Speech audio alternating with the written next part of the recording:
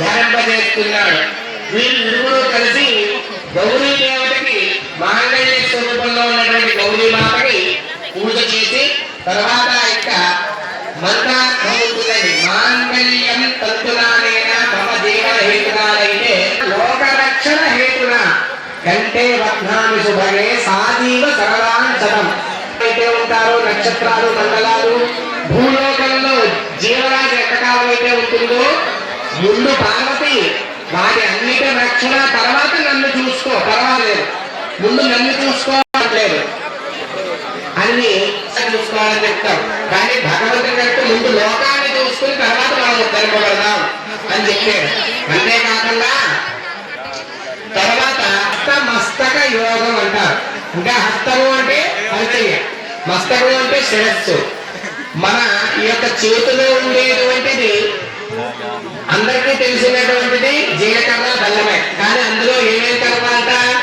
ఇక్షుక్షేర ఘృత గుణ గోరోజన బెల్లం ఉంటుంది కండి. అది సహజంగా మారిస్తే పూర్వీకులు దాని జాగ్రత్త పరిచి అప్పుడు దాని ఖననం చేసేవారు. ఆ గోరోజనాన్ని సాంప్రదాయంగా చేస్తారు. వారి సంతానం గురించి గుళ్ళు గోపురాల వెంట తిరగక్కర్లేదు. మా కుటుంబంలో గొడవలు వస్తాయని రచ్చబండలకు ఎక్కక్కర్లేదు.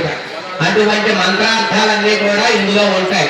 కానీ ఈ మధ్యకాలంలో ఎక్కువ ఫెయిల్యూర్ ఎందుకు అవుతాయంటే ఆ సందర్భంలో ఆ పనులు తప్ప అన్ని చేస్తున్నారు కనుక ఇప్పుడు ఎక్కువ ఇబ్బంది కలుగుతోంది. ముహూర్తానికి సిద్ధం చేయడం, ముహూర్తం మీద దృష్టి పెట్టడం, ఆ ముహూర్తానికి ఏ విధంగా జరగాలో ఆ యొక్క పురోహితులు చెప్పే విధంగా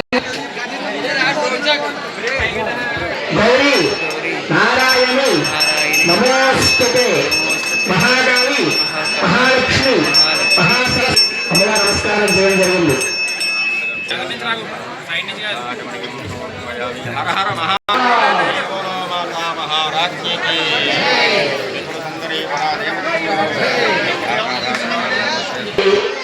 ఏం ఆలోచిస్తుందా తెలుసా మీ అందరికీ? నా కాబోయే భర్త ఎంత అందంగా ఉంటాడు అంటే బంధువులు ఉంటారు. ఈ నా బంధువులు ఆలోచిస్తూ ఉంటారు.